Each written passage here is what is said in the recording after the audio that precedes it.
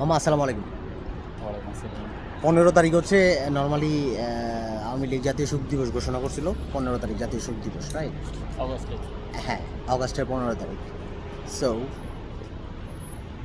তোর কি মনে হয় যে এখনকার মানে এই বছরের অ্যাটলিস্ট এই বছরের যে শোক দিবসটা, এটা কি আগে যেরকম ওই যে গুরু টুরু জব কইরা সেটা মানে ঠিক আছে, মানে নেতারাই কাঙ্গালি সেজে যাইতো, ঠিক আছে, আর যারা কাঙ্গালি ছিল তাদেরকে কাঙ্গালি ভোজটা দেওয়া হতো না, এরকম করা উচিত নাকি এই অ্যাটলিস্ট এই বছরটার জন্য চুপ থাকা উচিত?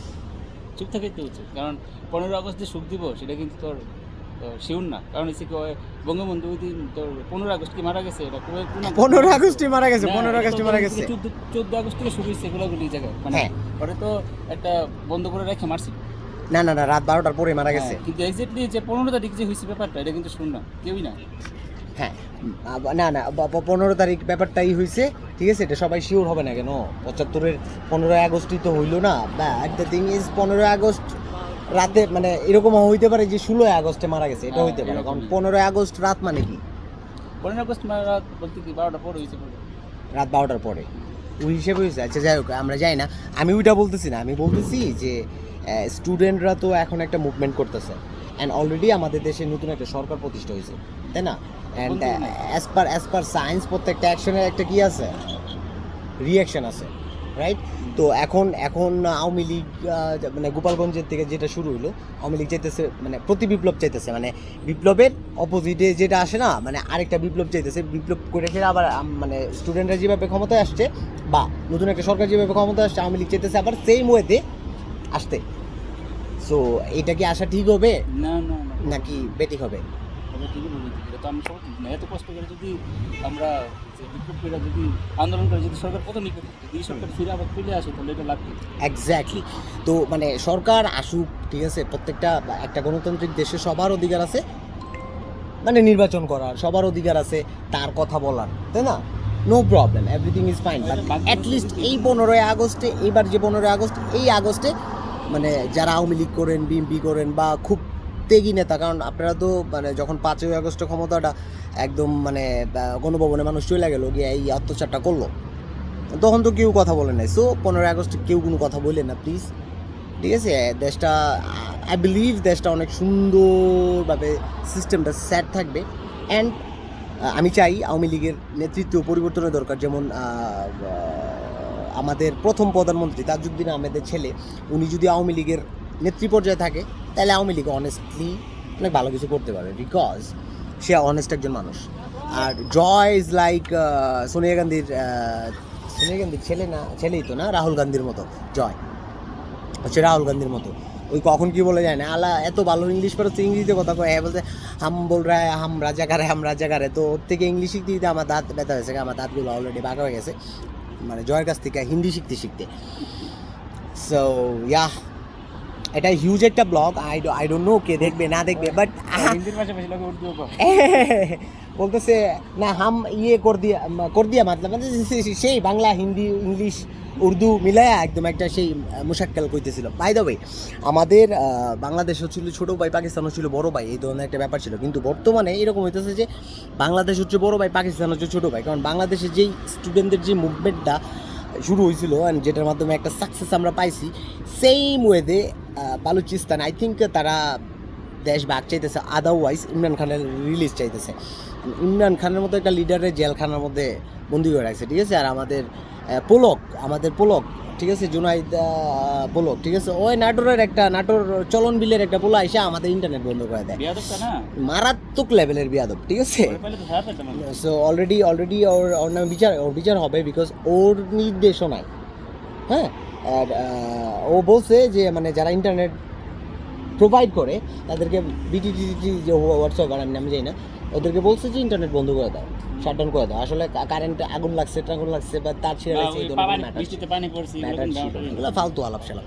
সো পুলক, তোমাকে প্রচণ্ড লেভেলের বিচার করা হবে মনে, তুমি এটা হচ্ছে ভাই মানবাধিকার, হ্যাঁ, হিউম্যান রাইটস, আমাদের মানে মৌলিক চাহিদার মধ্যে এটা হচ্ছে একটা, মানে আমরা হচ্ছে আমাদের মতো চলবো, প্লাস যোগাযোগ রক্ষা করবো মানুষের সাথে। তুমি যোগাযোগ কাটিং করে দিবা, তোমার গুজব যেন না ছড়ে, তুমি অনেক অফকোর্স।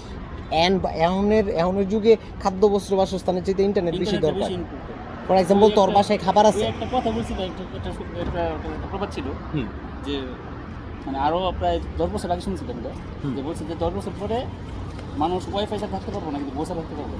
হ্যাঁ। ওয়াইফ ছাড়া থাকতে পারবে, কিন্তু ওয়াইফাই ছাড়া থাকতে পারবে না। ওয়াইফাই ছাড়া থাকতে পারবে না, এখনই তো সেম হ্যাঁ। হইতেছে না।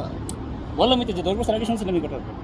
বাই দ্য ওয়ে যে- মামা, আমরা কোন জেনারেশনে পড়ছি জানো? আমরা হচ্ছে মিলিনিয়াম জেনারেশন না ওয়াই জেনারেশন আমরা করছি। আর এই যে জেনারেশন জি যেটা না হুম।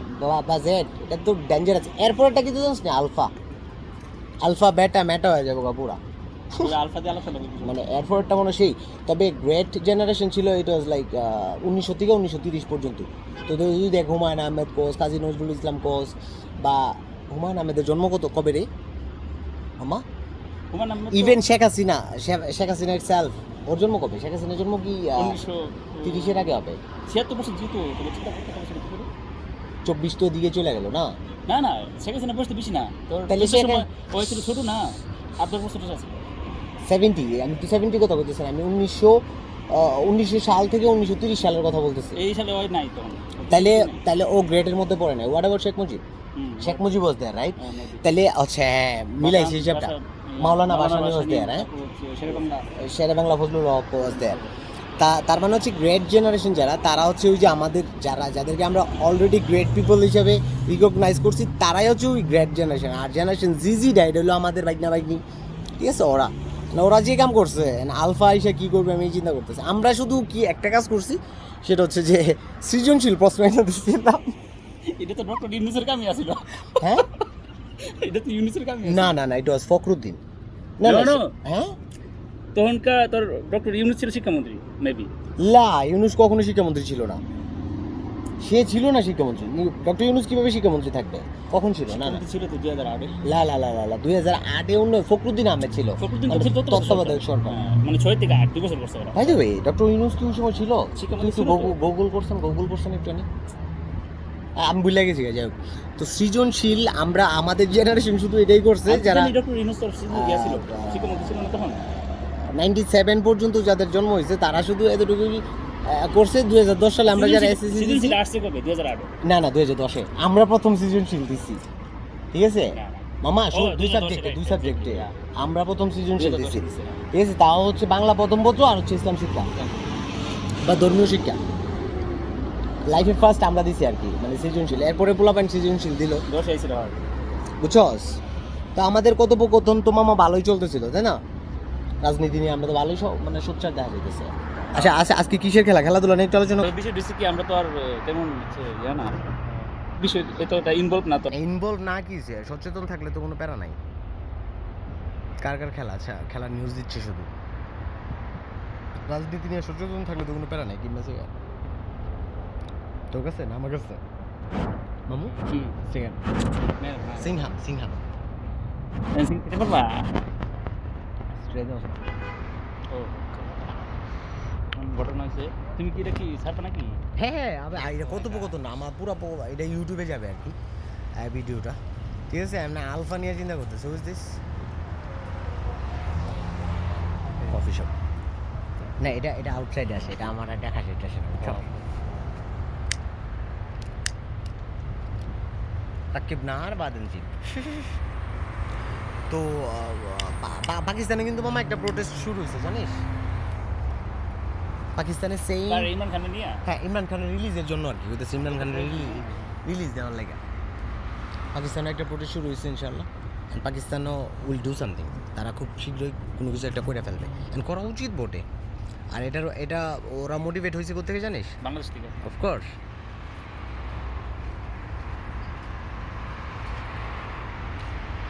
ওরা হচ্ছে মানে সাপোর্ট বাংলাদেশে যে ঘটনা ঘটছে না, এটা তোর আগে হিন্দি মুভিতে দেখতাম যে জনগণ রেগে গেলে যে সরকার নামাইতে পারে, এটা বাস্তবে প্রমাণিত হয়েছে।